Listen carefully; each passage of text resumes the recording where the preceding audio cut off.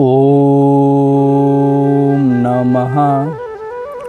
शिवलिंग, लिंग माने होता है चिन्ह, जिसके अंतराल में ये कल्याण स्वरूप के चिन्ह पाए जाते हैं, वही शिवलिंग स्वरूप है। जैसे जिसमें पुरुष के चिन्ह पाए जाते हैं तो उसे क्या कहते हैं? पुरुष लिंग। जिसमें स्त्री के चिन्ह पाए जाते हैं उसे क्या कहते हैं? स्त्री लिंग। जिसमें नपुंसकता के चिन्ह पाए जाते हैं उसे क्या कहते हैं? नपुंसकलिंग। इसी प्रकार से शिवलिंग, शिव माने कल्याण स्वरूप। आज शंकराचार्य जी कहते हैं अपने शिष्यों से, उनके शिष्यों ने प्रश्न किया, कह पूजनीय? शंकराचार्य, शिव तत्वनिष्ठ पूजनीय कौन है? जो कल्याण स्वरूप में महापुरुष हैं वही पूजनीय है। तो शिव, तो जिनके अंतराल में कल्याण स्वरूप के जो चिन्ह पाए जाते हैं तो वो क्या है? फिर भग के बीच में शिवलिंग खड़ा हुआ है। वास्तव में भग माने होती है प्रकृति, और प्रकृति के दायरे से अलग होना ही भक्ति कहलाती है। भग इति सा भक्ति। भग माने प्रकृति, जो प्रकृति के दायरे से अलग होकर के एक परमात्मा के चिंतन में लग गया है, एक परमात्मा के सिमरन में लग गया है, यही भक्ति है। और विभक्ति माने होता है अलगोजी, जो एक परमात्मा को छोड़ करके यहाँ वहाँ भटक रहा है, वो प्रयास कर रहा है लेकिन अभी भक्ति नहीं है, भक्ति का आरंभ भी नहीं है, केवल प्रयास मात्र है। भक्ति की शुरुआत तो सबसे पहले भगवान राम लक्ष्मण को बताते हैं कि प्रगति शबरी को लक्ष्मण को बता दो। लक्ष्मण से कहे कि भक्ति ताति अनुपम सुख मूला, मिलें जो संत होए अनुकूला। कि भक्ति अनुपम सुख का मूल है। कहाँ से मिलेगी? संतों के द्वारा। और ये शबरी को कहते हैं कि प्रथम भगत संतन कर संगा। प्रथम भक्ति का सोपान क्या है? संतों का संग, संतन कर संगा। दूसरी रतिमम कथा प्रसंगा, और दूसरी है मेरी कथा में अनुरक्त होकर के लगना। ये बाहर वाली कथा नहीं, आत्मचिंतन में लगना, जो आत्मा से अनुभूति मिले, जागृति मिल जाए, वो है कथा। तो भग इति सा भक्ति। भग माने प्रकृति। तो प्रकृति क्या है? सत रज तम, इन तीनों गुणों के अंतराल में कार्य करती है। तो जो कल्याण स्वरूप में महापुरुष हैं, जो एक परम तत्व परमात्मा में निष्ठ हो गए हैं। शिवलिंग का क्या अर्थ है? एक परमात्मा को धारण करना, एक ईश्वर के प्रति समर्पण होकर के लगना, यही शिवलिंग का संकेत है। यही राजा महाराजाओं को महापुरुष इसी के माध्यम से प्रेरित किया करते थे। कहने का आशय ये है कि आज तो महापुरुष हैं और भविष्य में हम नहीं रहेंगे, तो लोगों को ये संदेह ना हो जाए कि भगवान 2 4 10 होते हैं। भगवान एक होता है, एक ही पूजनीय है, एक ही सर्वोपरि है। यही शिवलिंग का आशय था, यही शिवलिंग का स्थापना करने का उनका मेन उद्देश्य था कि एक परमात्मा से, एक ईश्वर से ना भटके। इसलिए राजा महाराजाओं के द्वारा ही शिवलिंग की स्थापना हुआ करती थी। क्यों हुआ करती थी? कि इसलिए राजा महाराजा सबके ऊपर शासन करते थे। उसी में से बहुत से राजा महाराजा भगवान स्वरूप हुए हैं। जैसे राम राजा थे, भगवत स्वरूप हुए। कृष्ण राजा थे, भगवत स्वरूप हुए। हरिश्चंद्र के अंतराल में वो सारे गुण धर्म थे। भगीरथ हो गए, दिलीप हो गए। तो बहुत से राजा महाराजा के अंतराल में ऐसे गुणधर्म पाए गए जो परम तत्व परमात्मा से मिलते थे। दया, करुणा, सबके प्रति प्रेम, सबके प्रति आदर, सबसे मिलना, सबका सहयोग करना, दुख सुख को समझना, ऐसे राजाओं के अंदर गुणधर्म तो भगवान की संज्ञा दी गई थी। और कुछ भगवान जैसे हुए ही, जैसे राम और कृष्ण हो गए, तो इसलिए राजा को भगवान के रूप में भी देखा जाता है। तो राजा जिसकी पूजा करेगा, समाज भी वही पूजेगा। आज हैं प्रधानमंत्री, आज प्रधानमंत्री यदि किसी पीपल को धागा बांध दें तो पूरा समाज पीपल को धागा बांधने लगेगा। क्यों? कि वो महाराज हैं। तो ऐसे ही महाराजों के द्वारा, वही राजा महाराजाओं के द्वारा शिवलिंग की स्थापना किया करते थे कि एक परम तत्व परमात्मा को धारण करें, एक परम तत्व परमात्मा को ही पूजें, एक परम तत्व परमात्मा की ही शरण लें जो सर्वशक्तिमान है, जो सर्वश्रेष्ठ है, सर्व पूजनीय है। तो इस प्रकार से जो महापुरुष कल्याण स्वरूप में स्थित हैं, भक्त कहते हैं प्रकृति, जो प्रकृति के बीच में रहते हुए निर्लेप हैं, यही शिवलिंग का भग के बीच में खड़ा होना है। अर्थात सत रज तम इस त्रिगुणमय प्रकृति से अतीत हो गए हैं और प्रकृति के बीच में रहते हुए सबसे निर्लेप हैं। किसी भी प्रकार से वो उसमें लिपायमान नहीं होते हैं। यही प्रकृति का भग के बीच में रहना है। भगवान एक प्रकृति होती है और एक महापुरुष ही, एक सद्गुरु ही इस प्रकृति से निर्लेप होते हैं। वो सबके बीच में रहते हुए, सबके बीच में खाते हुए, सबके बीच में बोलते चलते हुए सबसे निर्लेप रहते हैं। तो ये हो गई भग का आशय। अब क्या है? बैल। बैल होता है धर्म का प्रतीक। ऐसे महापुरुष धर्म को आरूढ़ किए हुए रहते हैं। हमारा धर्म तुम्हारा धर्म नहीं। क्या है धर्म की परिभाषा? एक ही धर्म एक व्रत नेमा, काय वचन मन पतिपद प्रेमा। एक परम तत्व परमात्मा को धारण करना ही धर्म है। व्रत मान होता है प्रतिज्ञाबद्ध होकर के लगना।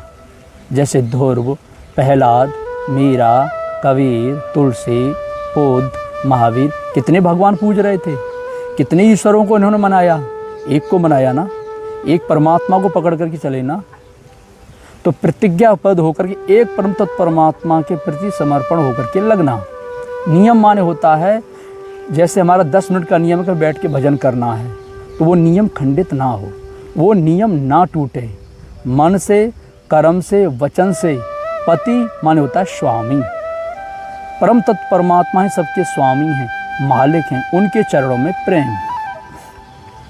अब ये अनुसुईया माता सीता को उपदेश दे रही हैं, मानो स्त्रियों को तो पति मिल गए, उनका कल्याण हो जाएगा, तो ये पुरुष कहाँ जाएंगे? अब इनका उद्धार कैसे होगा? तो हनुमान जी कहते हैं कि देख पवन सुत पति अनुकूला, हृदय हरस बीती सब सूला। हनुमान जी ने पति माने अपने स्वामी को अनुकूल देखा तो उनके हृदय में जो सूल था, कष्ट था, वो दूर हो गया और हृदय में प्रसन्नता छा गई। तो हनुमान क्या कोई औरत थे? वो भी पुरुष थे ना। तुलसीदास जी कहते हैं कि अस अभिमान जाय जन भोरे, मैं सेवक रघुपति पति मोरे। तुलसीदास 2 बार पति शब्द लगाए। तुलसीदास कोई औरत थे? हे प्रभु, मेरे हृदय से भूल करके भी ये अभिमान ना जाए, मैं सेवक हूँ, आप मेरे स्वामी हैं। भरत जी कहते हैं कि जो मोह पर रघुपति अनुकूला, तो कपि होए विगत श्रम सूला। रघुपति, हे प्रभु राम, मेरे स्वामी मुझ पर अनुकूल हैं, तो ये वानर कपि शीघ्र ही अपनी पूर्व अवस्था को प्राप्त कर ले, इसकी मूर्छा खत्म हो जाए। इतना हनुमान जी ने सुना कि उठ करके बैठ गए। तो भरत जी कोई औरत थे? अर्थात एक परमात्मा की शरण में जाना ही धर्म है। एक परम तत्व परमात्मा के प्रति आस्थावान होकर के लगना ही धर्म है। तो पति माने स्वामी। तो धर्म हमारे तुम्हारे 10-20 धर्म नहीं होते। एक परम तत्व परमात्मा जो धारण करता है वही वास्तव में धार्मिक है। भगवान शिव भी कहते हैं, सोकुल धन्य उमासुन जगत पूज्य सुपनीत, श्री रघुवीर परायण जहि नर उपज विनीत। हे उमा पार्वती, वो कुल पूजनीय है जिसमें किसी एक के अंतराल में एक परमात्मा के प्रति समर्पण बन गया है। श्री रघुवीर परायण, जो एक परमात्मा के प्रति समर्पण हो गया, उनके परायण हो गया है, ये भगवान शिव कह रहे हैं। और सोई धर्मज्ञ गुणी सोई ज्ञाता, सोई मैं मंदिर पंडित दाता, धर्म परायण सोई कुल त्राता, राम चरण जाकर मन राता। गुणी है, धर्म को जानने वाला है, वो भली प्रकार ज्ञाता है, जानकार है। सोई मह मंडित, उसका मन सब ओर से सिमटा हुआ है, एकाग्र है। पंडित, वो समझदार जानकार है, दाता, उसके पास दान देने योग्य सामग्री है, उसके पास देने योग्य सामग्री है। अब पंडित ये सूत्रधारी, शिखाधारी, जनेऊधारी कौन है पंडित? कृष्ण भगवान गीता में कहते हैं, 4वें अध्याय का 19वां श्लोक देख लेना और 5वें अध्याय का 18वां, कि यस्य सर्वे समारंभा काम संकल्प वर्जिता ज्ञाना अग्नि दग्ध कर्माणा तमाहु पंडिता बुधा। और सुनी चैव सुपाके पंडिता सम दर्शना। पंडित कौन है? जिसके पास समदृष्टि है। कुत्ते में, बिल्ली में, हाथी में, पशु में, मनुष्यों में जिनकी समदृष्टि पड़ती है। ना गाय कोई धर्म है और ना कुत्ता अधर्म है और ना हाथी विशाल होने से कोई विशेषता रखता है। उनकी दृष्टि सम पड़ती है, सब पर बराबर पड़ती है। ऐसे समदृष्टि वाले पंडित कहलाते हैं, जिसके अंतराल में ये दृष्टि आ गई है। और जो शुभ अशुभ कर्मों से परे हो गए हैं, जिनके अंतराल में ज्ञाना अग्नि, उस परम तत्व परमात्मा की प्रत्यक्ष जानकारी प्राप्त कर ली है, जिसमें शुभ अशुभ कर्म जल करके राख हो गए। अगर शुभ कर्म है तो हमें जन्म लेना पड़ेगा, अच्छे परिवार में जन्मेंगे। अशुभ कर्म है, अशुभ कर्म किए हैं तो हम गरीब परिवार में जन्मेंगे। लेकिन हैं दोनों ही बांधने वाले, लेकिन दोनों ही कर्म सदा सदा के लिए शांत हो जाएं, ना शुभ ना अशुभ। केवल कर्म रूप में बचे तो एक परमात्मा बचे, एक ईश्वर बचे। ऐसे महापुरुष धर्म स्वरूप होते हैं, धर्म को धारण करने वाले होते हैं। तो भगवान शिव किस पर चलते थे? बैल पर। शिव हम बता ही दिए, शिव माने कल्याण स्वरूप में स्थित महापुरुष ही शिव हैं। और जिसके अंतराल में ये चिन्ह पाए जाते हैं वो महापुरुष होते हैं।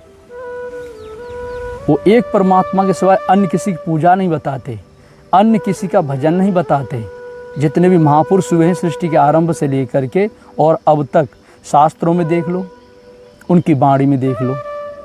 और ऐसे महापुरुष प्रकृति में रहते हुए भी उसके मध्य होते हुए उससे निर्लेप रहते हैं। ये भग हो गई। बैल धर्म का प्रतीक, वो फिर धर्म पर आरूढ़ रहते हैं, धर्म के ही मार्ग पर चलने वाले होते हैं। तुलसीदास जी कहते हैं कि नर विविध कर्म अधर्म बहुमत, ये नाना प्रकार के कर्म और अधर्म बहुमत, ये बहुत प्रकार के मतांतर, ये क्या है? ये धर्म नहीं, ये अधर्म है। और ये नाना प्रकार के जो कर्म कर रहे हो, ये कर्म नहीं कुकर्म है। नर विविध कर्म अधर्म बहुमत शोक प्रद सब त्याग हो। जो बहुत प्रकार के मतांतर हैं, ये शोक प्रदान करने वाले हैं। विश्वास करके दास तुलसी राम पद अनुराग हो। तुलसीदास जी विश्वास कहते हैं कि एक परमात्मा चरणों में अनुरक्त होकर के लग जाओ, सब कुछ पा जाओगे। यही भरत जी ने कहा कि सो सुख कर्म धर्म जर जाऊ, जहाँ न राम पद पंकज भाऊ। जोग कुजोग ज्ञान अज्ञानू, जहाँ नहीं राम प्रेम पर धानू। तो धर्म हो गया। और ऐसे महापुरुष संपूर्ण संशयों से रहित होते हैं। ये संशय ही सर्प है कि संशय सर्प ग्रस्यो मोह ताता, उठत लहर कुतर्क बहु भ्राता। गरुड़ जी को संशय हो गया जब भगवान राम लक्ष्मण नागपाश में बंध गए। तब गरुड़ जी कैसे भगवान हैं जो एक क्षुद्र नागपाश में बंध गए, एक निशाचर के द्वारा। बस इतना संशय हुआ कि इस संशय का समाधान नारद जी भी नहीं कर पाए, ब्रह्मा भी नहीं कर पाए। फिर कहाँ गए? शिव जी के पास। शिव जी ने कहा कि गरुड़ जी रास्ता बहुत लंबा कर लिए हो, ये तर्क कुतर्क पैदा करके, तो ऐसी जगह तुम्हें भेजता हूँ जहाँ प्रतिदिन सत्संग होता है। कहाँ भेजे? कागभुसुंडी के पास। तो जैसे ही कागभुसुंडी जी के पास पहुँचे तो आदि समस्या का समाधान तो आश्रम में प्रवेश करते ही हो गया। और भगवान शिव ने कहा था कि बहुत काल करिए सत्संगा, तबई होए सब संशय भंगा। जहाँ सद्गुरु रहते हैं, प्रतिदिन सत्संग होता है, आप उनके पास जाएंगे तो आदि समस्याओं का समाधान तो आश्रम में प्रवेश करते ही मिल जाएगा। और आदि समस्या का समाधान के सत्संग के द्वारा प्राप्त हो जाएगा। तो ये संशय सर्प, ये सद्गुरु, ये महापुरुष संशयों से रहित होते हैं। यही है सर्प। वहाँ किसी प्रकार की संशय नहीं होती, किसी प्रकार का वहाँ भ्रम नहीं होता, रूढ़िवादी नहीं होती, भ्रांतियाँ नहीं होती। इन सब से मुक्त करा देते हैं। इन्हीं को संत कहते हैं कि के संति संतो अखिल वीतरागा अपास्त मोहा शिव तत्व निष्ठा है। कौन है संत? महात्मा कौन है? जो वीतराग को प्राप्त हैं, अज्ञान रूपी अंधकार से उपराम हो गए हैं, जिन्होंने संसार रूपी अज्ञान को जीत लिया है। शिव तत्व निष्ठ है, जो कल्याण स्वरूप में स्थित हैं, यही संत हैं। और ऐसे ही संत ही संपूर्ण संशयों का अंत करने में सक्षम होते हैं। अभी हम लोग संशय में हैं, कभी खाटू श्याम पकड़ेंगे, अरे क्या लगता है कमज़ोर, तो फिर पहुंच जाएंगे वृंदावन, राधा राधा करने लगेंगे, कुछ दिन राधा राधा जपेंगे तो फिर पहुंच जाएंगे गंगा सागर, फिर रामेश्वर, फिर बद्री, फिर केदार। ये संशय तब तो हम दौड़ रहे हैं। इन संपूर्ण संशयों से समाधान करने वाले सद्गुरु होते हैं, महापुरुष होते हैं। ऐसे कल्याण स्वरूप में स्थित वास्तव में यही संत हैं, शिव हैं, जो संपूर्ण संशयों से मुक्त करने में सक्षम हैं। तो ये सर्प हो गया। अब ऊपर घड़ा है कलश, जिससे बूंद बूंद, वास्तव में ये कर्म ही कलश है। वो हमें कर्म में लगा देंगे। कौन सा कर्म? जिस कर्म के द्वारा अमृत स्वरूप परम तत्व परमात्मा को प्राप्त किया जाता है।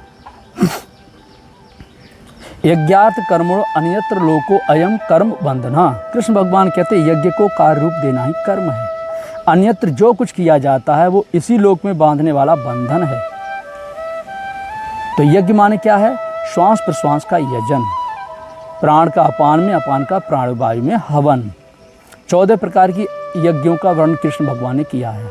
तो जो श्वास प्रश्वास के यजन में लग गए, यज्ञ आरंभ हो गया। और इसी यज्ञ के साथ ये कर्म भी आप करने लगे। श्वास आई तो ओम, गई तो ओम ओम ओम, रा जपते तो रा मा, ऐसे जपते हैं। एक नाम का जाप करना है। ये हो गई कर्म की शुरुआत। और क्या है? भक्ति ही जल है। भक्ति माने एक परम तत्व परमात्मा से जुड़ना, जो बूंद बूंद, जो धीरे धीरे धीरे हमें कहाँ जोड़ती है ऐसी भक्ति? एक परमात्मा से, एक ईश्वर से। यही बूंद बूंद पानी का टपकना है। तो कर्म, जब कर्म करोगे तो भक्ति प्राप्त होगी, और जब भक्ति प्राप्त होगी तो एक परमात्मा से धीरे धीरे धीरे आप जुड़ने लगेंगे। तो ऐसे महापुरुष इस भक्ति रूपी जल में, कर्म तो पूर्ण हो गया, इस भक्ति रूपी जल में सराबोर रहते हैं। वो भक्तिमय होते हैं कि जब बोलें तो हर गुण बोलें, मौन रहे तो नाम जपावें। जब भी बोलेंगे तो हरि का गुणगान, मौन रहेंगे तो नाम जपेंगे। तो ये भक्ति में सराबोर रहते हैं। इन्हीं महापुरुष के द्वारा, सदगुरु के द्वारा ही भक्ति प्राप्त होगी। ये कबीरदास जी कहते हैं कि संतो भक्ति सदगुरु आनी। किससे मिलेगी? सदगुरु से। आचार से नहीं बताए, आचार से मिलेगी नहीं तो बताएंगे क्या? कथावाचकों से मिलेगी, पंडितों से मिलेगी जो रात दिन जनेऊ और शिका धारण करके घूम रहे हैं पीले पीले पहन के, तीर्थों से मिलेगी, मंदिरों से मिलेगी, गंगा जमुना से मिलेगी, नर्मदा से मिलेगी, पहाड़ों से मिलेगी, पत्थर से मिलेगी। किसका नाम लिए? भक्ति सदगुरु आनी। किससे मिलेगी? सदगुरु आनी। सदगुरु के द्वारा ही भक्ति प्राप्त होगी। एकमात्र आधार है तो सदगुरु। इसलिए हमने शिवलिंग का आशय बताया कि ऐसे महापुरुष एक परम तत्व परमात्मा में निष्ठ होते हैं। यही एक लिंग, प्रकृति के बीच में रहते हुए प्रकृति से निर्लेप रहते हैं। यही भग के बीच में शिवलिंग का खड़ा होना।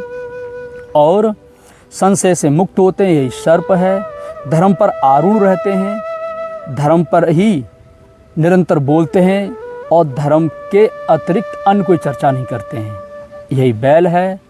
और कर्म ही कंस है, या उसको घड़ा कहिए, कर्म ही कंस रहा है, कंस। तो ऐसे कर्म द्वारा भक्ति में लगे हुए निरंतर रहते हैं। भक्ति ही जल है। और ऐसे महापुरुष भक्ति में सराबोर रहते हैं, डूबे हुए रहते हैं। जिसमें जल भरा हुआ है भक्ति रूपी जल, वो भक्ति में सराबोर डूबे हुए रहते हैं। तो यह है शिवलिंग का आशय। अब पूछें धर्मगुरुओं से जो नाना प्रकार की उपाधि लिए हुए हैं, बताएं धर्म की परिभाषा क्या है, भक्ति की परिभाषा क्या है, इस शिवलिंग की परिभाषा बताएं क्या है। ये जल चढ़ा रहे हैं, बस हो गई शिवलिंग। ये उल्टा सीधा बोल रहे हैं, कोई फुब्बारा कह रहा है तो कोई कह रहा है तुम्हें शर्म नहीं आती है, शिवलिंग कहाँ खड़ी है। अरे इसके आध्यात्मिक स्वरूप को समझो कि ये क्या है। ये सब प्रतीकात्मक है। ये सद्गुरु के अंतराल में पाए जाने गुणधर्म हैं, जो कल्याण स्वरूप में स्थित महापुरुष उनके अंदर पाए जाने ये गुणधर्म हैं जो प्रमुख होते हैं।